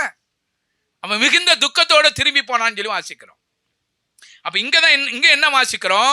யூதாசுக்கு என்ன சொல்றாருன்னா, நீ என் கூட தான் இருக்கிற, ஆனா நீ என்ன காட்டி கொடுக்க போற, ஆனா நான் உன்னை என்ன செய்யறது இல்ல, காட்டி கொடுக்கறது இல்லைன்றார் இல்லையா? எவ்வளவு அன்புள்ள தெய்வம். அவன் புரிந்து கொள்வதற்காக ஆண்டவர் செய்கிற ஒரு காரியம். அப்ப இங்க என்ன வாசிக்கிறோம்? நான் கர்த்தர் உன்னோடு கூட இருக்கிற, கர்த்தர் உன்னோடு கூட இருக்கிறா என்பதை ஒரு சாட்சி சொல்றார். நீங்க பாருங்க, அப்போஸ்தலர் நடபடிகள் 4வது அதிகாரம் 13வது வசனத்தை இப்படி வாசிங்க. பேதுருவும் யோவானும் பேசுகிற தைரியத்தை அவர்கள் கண்டு அவர்கள் படிப்பறியாதவர்கள் என்றும் பேதமை உள்ளவர்கள் என்றும் அறிந்தபடியினால் ஆச்சரியப்பட்டு அவர்கள் இயேசுடனே கூட இருந்தவர்கள் என்றும் அறிந்து கொண்டார்கள். இயேசுவுடனே கூட இருந்தவர்கள் என்று அறிந்து கொண்டார்கள். அவர்கள் யாரா? அவர்கள் யாரு? படிப்பறிவு. அது என்ன வாசிக்கிறோம்? அவர்கள் படிப்பறிவு இல்லாதவர்கள், பேதமை உள்ளவர்கள் இல்லையா? இதெல்லாம் அவங்களுக்கு படிக்க தெரியாது, அவங்க பேதையா இருக்கிறாங்க. எல்லாம் இருந்தாலும் எப்படி இவங்களால இவ்வளவு பேச முடியும், எப்படி இவங்களால இவ்வளவு சொல்ல முடியும்? அதுக்கு காரணம் என்னன்னு சொன்னா, அடுத்து என்ன வாசிக்கிறோம்? இவர்கள் யாரோடு இருந்தாங்க? இயேசுவோடு இருந்தாங்க. நீங்க இயேசுவோடு கூட இருந்தீங்கன்னா உங்களுக்கு படிப்பே தேவையில்லை. நீங்க பேதையா இருந்தா கூட பரவாயில்ல, நீங்க பேதமை உள்ளவர்களா இருந்தாலும் சரி, படிப்பறியாதவர்களாக இருந்தாலும் சரி, இயேசு உங்களோடு கூட இருந்தா மட்டும் போதும். நீங்க பெரிய ஞானவான் இல்லையா? பெரிய ஞானவான். இயேசு என்னோடு கூட இருக்கணும், இயேசு நம்மளோடு கூட இருந்தா மட்டும் போதும் இல்லையா? அப்போஸ்தலர் நடபடிகள் 3வது அதிகாரத்துல வாசிக்கும் பொழுது அவர் சொல்ற, என்னிடத்துல ஒண்ணுமே இல்லை, வெள்ளியும் இல்லை, பொண்ணும் இல்லை, நசனாக இயேசு கிறிஸ்து நாம மட்டும் என்ன செய்யுது இருக்குதுன்றார். அவர் அதைத்தான் சொல்றார். எங்கள்கிட்ட ஒண்ணுமே இல்லப்பா, நீ நினைக்கிறபடி எங்கிட்ட ஒண்ணுமே கிடையாது, இயேசு கிறிஸ்துவினுடைய நாம மட்டுமே இருக்கிறது, எழுந்து நட என்று சொல்றார். அப்ப இந்த வசனத்தை படிக்கும் பொழுது அவங்க சொல்றாங்க, இவ்வளவு தைரியமா இவங்க பேச கேட்கிறோமே, எப்படி இதெல்லாம் வந்தது? இவங்களுக்கு படிக்க தெரியாதுன்னு நமக்கு தெரியும், இவன் பேதமை உள்ளவன் சொல்லி எனக்கு தெரியும், இப்படி இருந்தாலும் எப்படி இதெல்லாம் நடந்துச்சு அப்படின்னு கேட்கும் பொழுது அடுத்த வசனம் சொல்றாங்க, இவங்க யாரு கூட இருந்தாங்க தெரியுமா? இயேசுவோடு கூட இருந்தாங்க. இவங்க இயேசுவோடு கூட இருந்தாங்க. இயேசுவோடு கூட இருந்தா நம்ம நினைக்கிறோம், எனக்கு அதெல்லாம் பேச தெரியாது பிரதர், எனக்கு இந்த மாதிரிலாம் பேச தெரியாது பிரதர் அப்படின்னு நினைக்கிறோம். நீங்க ஒண்ணுமே பேச தெரிய தேவையில்லை. நீங்க இயேசுவோடு கூட மட்டும் இருந்து பாருங்களேன். நீங்க இயேசுவோடும் இயேசு உங்களோடு கூட இருந்தா மட்டும் போதும், நீங்க அறிவாளிங்க. உண்மைதானே? நம்ம என்ன நினைச்சுக்கிட்டு இருக்கிறோம் தெரியுமா? எனக்கு அவரை போல எல்லாம் பேச தெரியாது, எனக்கு அவங்கள போல எல்லாம் பேச தெரியாது. நீங்க யாரை போல எல்லாம் பேச தெரிய தேவையில்லை. நீங்களா பேசினாலே போதும். நம்ம பண்ற தப்பு என்ன தெரியுமா? நம்ம பண்ற மிஸ்டேக் என்ன தெரியுமா? என்ன மிஸ்டேக்கு? கம்பேர் பண்றோம். அவங்கள போல பேசணும், அவங்கள போல. நீங்க அவங்கள எதுக்கு நீங்க பாக்குறீங்க? அவங்கள போல எல்லாம் நீங்க மாறவே முடியாது. என்னன்னா, எனக்கு ஆண்டவர் என்ன வரம் கொடுத்திருக்கிறாரோ, எனக்கு என்ன திறமையை கொடுத்திருக்கிறாரோ, இதை நான் வளர்க்க பார்த்துக்கணும். அவங்கள போல பேச முடியாது, அவங்கள போல நான் பேச முடியாது, அவங்கள போல ஒண்ணுமே பண்ண முடியாது. நீங்க அவங்கள போல பண்ணணும்னு நினைச்சீங்கன்னா ஒரு நாளும் பண்ண முடியாது. நீங்க ஆண்டவர் சொல்றாரு, நீ என் கூட இரு, நான் உன்னை என்ன செய்யறேன், என்ன போல மாத்தி காமிக்கிறேன்றார் இல்லையா? நீ என் கூட இரு, என்ன போல நான் மாத்தி காமிக்கிறேன். எனக்கு ஆண்டவர் சொல்ற, அவர் தான் ஞானம் உள்ளவர், அவரிடத்துல தான் ஞானம் இருக்கிறது, அவரிடத்துல தான் புத்தி இருக்கிறது, வேற யாருமே கிடையாது. அது அவங்க அறிவுல பேசிக்கிட்டு இருக்கிறாங்க, அது பேசிட்டு போட்டோம். தெய்வம் உங்களை பயன்படுத்தணும்னு சொன்னா நீங்க அவங்களோடு கூட இருக்கணும். ஆண்டவர் உங்களோடு கூட இருந்தார் என்று சொன்னா, நீங்க அறிவில்லாமல் இருந்தாலும் சரி, பேதமை உள்ளவர்களா இருந்தாலும் சரி, என்ன இருந்தாலும் சரி இல்லையா? நான்லாம் எனக்கு ஆண்டவர் கற்றுக் கொடுக்கிற விதத்தை தான் நான் கற்றுக் கொடுத்துக்கிட்டு இருக்கிறேன் ஒழிய, எனக்கு வேற நான் எங்கேயுமே போனது கிடையாது. எனக்கு ஆண்டவர் சொல்லிக் கொடுக்கிற விதம் தான். ஒவ்வொருத்தருக்கும் ஆண்டவர் சொல்லிக் கொடுத்திருக்கிற விதம் தான் இல்லையா? நீங்க இங்கேயே நீங்க பார்த்திருப்பீங்க, இத்தனை பேர் செய்தி கொடுத்தாலும் ஒவ்வொருத்தருடைய செய்தி ஒவ்வொரு விதமா தான் இருக்கும். என்ன போல அவர் பேசணும்னு நினைச்சாலும் முடியாது, அவரை போல நான் பேசணும்னு நினைச்சாலும் என்ன செய்யாது, முடியாது. நான் ஒரு பிரதர்கிட்ட கேட்டேன், சுவிசேஷ செய்தி கொடுக்க வாங்க அப்படின்னு கேட்டேன். அவர் சொன்னாரு, எனக்கு சுவிசேஷ செய்தி கொடுக்க தெரியாதுன்ட்டாரு. என்னால சுவிசேஷ செய்தி கொடுக்க தெரியாதுன்னாரு. ஏன் பிரதர் இப்படி சொல்லிட்டீங்க? எனக்கு பைபிள் ஸ்டடி எடுக்க மட்டும்தான் தெரியும், சுவிசேஷ செய்தி எனக்கு கொடுக்க தெரியாதுன்னாரு. அவருக்கு பைபிள் ஸ்டடி மட்டும்தான் எடுக்க தெரியும், சுவிசேஷ செய்தி வேற ஒருத்தர் தான் கொடுக்க முடியும். எல்லாராலும் என்ன செய்ய முடியாது, சுவிசேஷ செய்தி கொடுக்க முடியாது. நாம் சமீபமாக ஒரு இடத்துக்கு என்ன சுவிசேஷ செய்திக்கு கூட்டு போனாங்க. அப்போ ஒருத்தர் கேட்டிருக்கிறாரு, இன்னார சுவிசேஷ செய்திக்கு கூப்பிடலாம் பிரதர் அப்படின்னு சொல்லியிருக்கிறாங்க. அப்போ என்ன ரெக்கமெண்ட் பண்ண ஒருத்தர் சொன்னார், நீ வேற யாரையும் கூப்பிடாத, நீ சுவிசேஷ செய்திக்கு கூப்பிடணும் ஞானராஜ் பிரதர் மட்டும் கூப்பிடு, அவர் தான் சுவிசேஷ செய்தியை அறிவிக்க முடியும். அறிவிக்க முடியும்னா வேற யாரும் அறிவிக்க முடியாது அப்படிங்களா இல்லை, சத்தமாகவும் தெளிவாகவும் சரியான வார்த்தைகள் கொடுக்க முடியும்னா ஞானராஜ் பிரதர் மட்டும்தான் பப்ளிக்கில் பேச முடியும், வேற யாரும் பேச மாட்டாங்க, நீ அவரை மட்டும் கூட்டி போன்னு சொல்லி என்னை கூட்டி போனாங்க. லாஸ்ட் ஒரு 2-3 வாரத்துக்கு முன்னாடி. நான் எதுக்கு சொல்ல வரேன்னா, எல்லா காரியமும் எல்லாரும் பேச முடியாது, எல்லாரும் போலும் எல்லாம் பேச முடியாது. அப்ப தேவனுடைய செய்தியை கொடுப்பதற்கு ஆண்டவர் அவங்கவங்களுக்கு கொடுக்கப்பட்ட வரங்கள் அது இல்லையா, அப்படிதான் கொடுக்க முடியும். அவங்கள போல பேசணும்னு சொல்லி நினைக்காதீங்க. ஆண்டவரை என்ன பேச வைங்க, நானாகவே பேசணும், ஆண்டவரை எனக்கு உதவி செய்யுங்க அப்படி கேட்டு பாருங்களேன், உங்களுடைய வார்த்தையை ஆண்டவர் மதிப்பார் இல்லையா. அப்ப இங்க வாசிக்கிறோம், இவங்க பேதமையிலா இருந்தாங்க. கடைசியா வாசிக்கும் பொழுது 23வது வசனத்துல வாசிக்கிறோம், அப்படியே தேவனால் விடப்பட்ட ஆவி சவுலை பிடிக்கும்போது தாவீது சுரமண்டலத்தை எடுத்து தன் கையினால் வாசிப்பான். அதனாலே பொல்லாத ஆவி அவனை விட்டு நீங்க சவுல் ஆறுதல் அடைந்து திறமைகளை சொஸ்தமாவான். பயன்படுத்தணும். அவர்கிட்ட இருந்த திறமை என்ன தெரியுமா, என்னது, சுரமண்டலம் வாசிக்கிறது.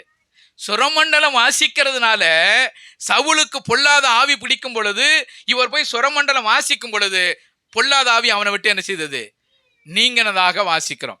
தனக்கு இருக்கிற திறமைகளை பயன்படுத்தணும். தனக்கு இருக்கிற திறமைகளை நீங்க பயன்படுத்தும் பொழுது மற்றவர்களுக்கு ஆறுதல் கிடைக்கும் இல்லையா. உங்களுக்கு நல்ல பேசக்கூடிய திறமை இருக்கா, ஒருத்தட்டு போய் என்ன செய்யுங்க, பேசுங்க, அவங்களுக்கு ஆறுதல் கிடைக்கும். அவங்களை ஆறுதல் படுத்த வேண்டிய விஷயங்கள் உங்களுடைய வாழ்க்கையில் ஏதாவது இருக்குமானா அதை நீங்க பயன்படுத்துங்க. உங்களுடைய திறமைகளை நீங்க பயன்படுத்தாம விட்டுட்டீங்கன்னா ஒரு நாளும் பயன்படுத்த முடியாது. உங்களுக்கு நல்ல பாடக்கூடிய திறமை இருக்கலாம், பாடுங்க.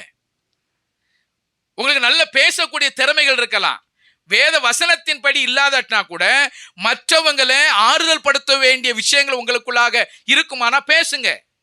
உங்களுக்கு ஜெபிக்கக்கூடிய கிருபைகள் ஆண்டவர் கொடுத்திருக்கிறார்னா ஒருவருக்காக ஜெபிங்க. மற்றவர்கள் ஆறுதல் படுத்துவதற்கு உங்களுக்கு என்னென்ன திறமைகள் இருக்குமோ அதை நீங்க பயன்படுத்தணும். இல்லைன்னா ஒண்ணுமே இல்லாம போயிடும். நான் ஏற்கனவே உங்களுக்கு சொன்னபடிதான், ஏற்கனவே உங்களுக்கு சொல்லியிருக்கிறேன்னு நினைக்கிறேன். ஒரு கிராமத்துக்கு நாங்கள் ஊழியத்துக்கு போனோம். ஊழியத்துக்கு போகும்போது அது ஒரு ஹெட் மாஸ்டர், அவர் அந்த ஊருக்குள்ளேயே விடமாட்டேன்ட்டாரு. என்ன சார் நாங்கள் ஒன்றுமே பண்ண போகிறது இல்லை, ஏன் விட மாட்டேனீங்கன்னு கேட்டோம். இல்லை, உங்களெல்லாம் உள்ளே விட முடியாது, எல்லாத்தையும் நீங்கள் மாற்றிடுவீங்க அப்படின்னாரு. நான் சொன்னேன், சார் யாரையும் மாற்ற முடியாது சார், எல்லாரும் அறிவாளிங்க, எல்லாரும் படித்தவன் தான், அவனுக்கு ஒன்றுமே நாங்கள் சொல்லி அவனுக்கு ஒன்றும் என்ன பண்ண முடியாது சார், அப்படியெல்லாம் மாற்ற முடியாது சார் அப்படின்னோம். இல்லை நீங்கள் மாற்றிடுவீங்கன்றார். நாங்கள் மாற்ற முடியாது சார், எப்படி மாற்ற முடியும், ஒரு மனுஷனை எப்படி மாற்ற முடியும் அப்படின்னு கேட்கும்போது அவர் சொல்கிறாரு, நீங்கள் சாவு வீட்டுக்கு போனீங்கன்னா அவனுக்கு எப்படி பேசணும்னு உங்களுக்கு தெரியும், நீங்கள் ஒரு கல்யாண வீட்டுக்கு போனீங்கன்னா எப்படி பேசணும்னு சொல்லி தெரியும், புருஷன் பொண்டாட்டிக்குள்ள சண்டை இருக்குமானா அவங்ககிட்ட எப்படி பேசணும் உங்களுக்கு தெரியும். அப்போ அவங்களுக்கு எப்படி பேசணும் என்பதை நீங்கள் தெரிந்திருப்பதனால அவங்கள சரியாக பேசி உங்கள்கிட்ட கூட்டி போயிருவீங்க அப்படின்றாரு. பாருங்க எவ்வளோ அழகாக சொன்னார் பார்த்தீங்களா. நம்மளை குறித்து அவன் புரிஞ்சு வச்சிருக்கிறாங்க, நமக்கு தான் நம்மளை குறித்தே தெரிய மாட்டேங்குது இல்லையா. நமக்கு என்ன வரம் இருக்கு, நமக்கு என்ன தாளந்துகள், நமக்கு என்ன வரம் இருக்குன்னு முதல்ல புரிஞ்சுக்கணும். அவர் சொல்றாரு, நீங்க சாவு வீட்டுக்கு போனீங்கன்னா அவன் அம்மாவையோ அப்பாவையோ விட்டுட்டு வேதனை உட்காந்துக்கிட்டு இருப்பான். அவனை உட்கார்ந்து, இது யார் கற்றுக் கொடுத்தா தெரியுமா, யார் கற்றுக் கொடுத்தா, நம்ம ஆண்டவர் கற்றுக் கொடுத்த பாடங்கள் அது இல்லையா. நீங்க வேதத்துல படிச்சு பாருங்களேன், அவர் அதிசயம் செய்த எல்லா இடத்திலும் பாருங்க.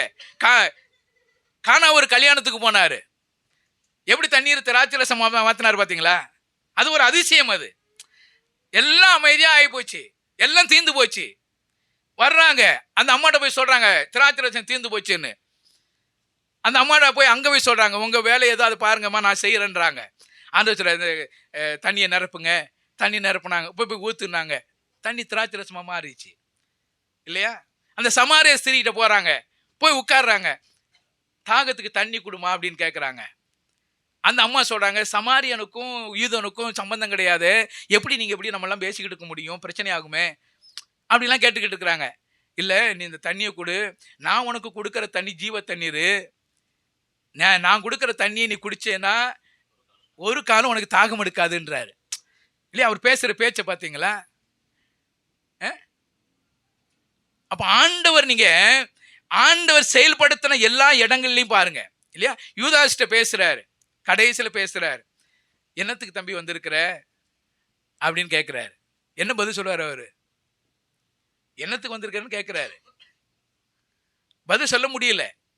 ஆனா அவங்ககிட்ட சொல்லிட்டு வந்துட்டாரு, நம்ம யார் மேல முத்தம் கொடுக்கறனோ அவர் தான் அவர் தான் இயேசு கிறிஸ்து, அவரை பிடிச்சிக்கோங்கன்னு சொல்லிட்டு வந்துட்டாரு. போனாரு, முத்தம் கொடுத்துறாரு. அந்த இடத்துல சொல்ற, சிநேகிதனே முத்தத்தினால என்ன காட்டி கொடுக்குற அப்படின்னு. அப்ப அவர் மனசு எப்படி வந்திருக்கும்? இந்த வார்த்தை தான் அவரை அங்க போய் அவரால் நிக்க முடியல. சிநேகிதனே என்னத்துக்காக வந்திருக்கிற, சிநேகிதனை முத்தத்தினாலயா என்ன காட்டி கொடுக்கிறான்னு சொன்ன இந்த வார்த்தையானது யூதாச சும்மா இருக்க விடல இல்லையா? யோசனை பண்ணி பாருங்க. போனாரு, பணத்தை எரிஞ்சு போனாரு, பணத்தை கொண்டு போய் எரிச்சிட்டு அவங்க எரிஞ்சிட்டு அந்த பணத்தினால தான் பெரிய சம்பாத்தியம் பண்ணி பெரிய வீடுகள்லாம் வாங்கலாம்னு நினைச்சிட்டு போனாரு. எல்லாம் போயிடுச்சு. ஆண்டவர் பேசுகிற விதமே அப்படித்தான். ஆண்டவர் நமக்கு கொடுத்திருக்கிற தாளந்துகளை பயன்படுத்தணும் இல்லையா? உங்களுக்கு யாருக்குமே தாளந்து இல்லைன்னு இல்லை. எல்லாருக்கும் நல்ல பேச்சு திறமைகள் இருக்கு, எல்லாருக்கும் பாடக்கூடிய திறமைகள் இருக்கு, எல்லாருக்கும் ஆறுதல் சொல்லக்கூடிய நல்ல கிருபைகள் ஆண்டவர் கொடுத்திருக்கிறார். உங்களுக்கு என்ன கொடுத்திருக்கிறாரோ அதை நீங்க பயன்படுத்தணும். ஒருவேளை நீங்க பயன்படுத்தாம விட்டுட்டீங்கன்னா, இன்னைக்கு பயன்படுத்தலைன்னா என்னைக்குமே பயன்படுத்த முடியாது. சொல்றது புரியுதுங்களா உங்களுக்கு? இன்னைக்கு பயன்படுத்தலைன்னா, நான் என் வாழ்க்கையில் நடந்த ஒரு விஷயத்தை தான் சொல்றேன். சண்டே ஸ்கூல் நடத்துவேன். சின்ன பிள்ளைகள்லாம் அப்படி என் கூட அப்படியே கஜ கஜன்னு ஒட்டிக்கிட்டு கிடக்குங்க. இப்போ சண்டே ஸ்கூலுக்கு பார்க்கவே போக முடியல இல்லையா? அது அது அது அது என்ன ஆகி போச்சுன்னா, என்னுடைய பேச்சு எல்லாமே முரட்டுத்தனமாக மாறி போச்சு இல்லையா? பெரியவங்ககிட்ட பேசியே முரட்டுத்தனமாக. இப்போ அவங்ககிட்ட பேச முடியல. வீட்டில் இருந்தால் கூட அதான் சொல்ல, எதுக்கு இப்படி பேசி முரட்டுத்தனமாக பேசுறீங்க, எதுக்கு கத்திக்கிட்டு பேசுறீங்க, இப்படியே பேசி மாறி போச்சு இல்லையா? இப்போ அதை நம்மளால என்ன பண்ண முடியல, மாற்றிக்க முடியல. நான் எதுக்கு சொல்ல வரேன்னா, உங்களுக்கு அப்படிப்பட்ட கிஃப்ட் ஆண்டவர் கொடுத்துருப்பாருன்னு சொன்னால் அதை நீங்கள் பயன்படுத்துங்க. நீங்கள் பயன்படுத்தினீங்கன்னா நல்லா இருக்கும் இல்லையா? இப்போ சுரேஷ் பிரதர் கிட்ட எல்லா பிள்ளைகளும் ஒட்டிக்குது, நம்மள்கிட்ட யாரும் ஒட்ட மாட்டேங்கிறாங்க ஏன்னா அவர் அப்படியே பழகிட்டார் இல்லையா? அதுவும் நல்லது தான். அது குழந்தை அழுகுதா, அவர்கிட்ட கொடுத்து நம்ம அவர்கிட்ட நீங்கள் வாட்டில் வேலையை பார்த்துட்டு இருக்கலாம் இல்லையா? அது ஒரு நல்ல. இது எதுக்கு சொல்ல வர, ஒவ்வொருத்தருக்கும் ஆண்டவர் பல காரியங்களை கொடுத்துருக்கிறார். உங்களுக்கு என்ன கொடுத்துருக்கிறார்? இங்கே தாவீது கிண்ணறம் அங்கே சுரமண்டலம் வாசிக்கிறார். இந்த சுரமண்டலம் வாசிக்கிறது சவுல் ராஜாவினுடைய அசுத்தாவினுடைய விடுதலைக்கு அது ஒரு காரணமா இருக்கிறது. அவர் சுரமண்டலம் வாசிக்கிறது, நான் வாசிப்பேன், சுரமண்டலம் வாசிப்பேன், ஒரு நாள் ராஜாவுக்கு முன்னாடி போய் நின்று அவருடைய அசுத்தாவி என்னை துரத்துவேன் அப்படிலாம் நினைக்கல. அவர் தனக்கு கொடுத்திருக்கிற சுரமண்டலத்தை வாசிச்சுக்கிட்டே இருந்தார், அவ்வளவுதான். ஆனா ஒரு நாள் என்ன செய்தது, அது பயன்பட்டது. அப்போ உங்கள்கிட்ட இருக்கிற அந்த தாளந்துகள், உங்களுக்கு இருக்கிற அந்த தாளந்துகளை நீங்க பயன்படுத்த பழகிட்டீங்கன்னா, தேவன் எங்கேயாவது ஒரு இடத்துல கொண்டு போய் என்ன செய்வார், நிப்பாட்டுவார். அதனால அநேருக்கு ஆறுதல் உண்டாகும், அநேருக்கு சமாதானம் உண்டாகும். அப்ப சமாதானமும் ஆறுதலும் உண்டாகணும்னா உங்க கையில தான் இருக்கு. நீங்க ஆண்டவருக்காக உண்மையா இருப்பீங்கன்னு சொன்னா ஆண்டவர் உங்களை பயன்படுத்துவார். எனவே அப்படியான தேவன் நம்மை பயன்படுத்துவார். நாம் ஜெபம் செய்வோம். மகா உன்னதங்களில் வாசம் பண்ணுகிற எங்களை அன்பின் ஆண்டவரே, இந்த நேரத்துக்காக நன்றி செலுத்துகிறோம். உம்முடைய வல்லமையுள்ள கரம் எங்களோடு கூட இருக்கிறதற்காக நன்றி செலுத்துகிறோம். நீர் எங்களோடு கூட இருந்து வழிநடத்தி வந்த விதங்களுக்காக நன்றி செலுத்துகிறோம். தாவீதை குறித்து நாங்கள் பார்க்கிறோம். தேவனுடைய பார்வையில் தாவீது இருக்கும் பொழுது அவர் எவனமாக ஆசீர்வதிக்கப்பட்ட நிலைமையில வந்தார் என்பதை நாங்கள் நினைவுகூறுவதற்கு ஆண்டவர் தம்மை இரக்கம் பாராட்டினீர். அதற்காக நன்றி செலுத்துகிறோம். வந்த பிள்ளைகளுக்காக நன்றி செலுத்துகிறோம். இந்த நாளில் வராதிருக்கிற பிள்ளைகள் உடைய சமூகத்தில் ஒப்புக் கொடுக்கிறோம். உடைய வருகை தாமதிக்குமானால் வரக்கூடிய நாட்களில் உடைய பிள்ளைகள் ஒன்றாய் சேர்ந்து உடைய நாமத்தை மேம்படுத்துவதற்கு ஆண்டவர் தம்மை இரக்கம் பாராட்டியலும்.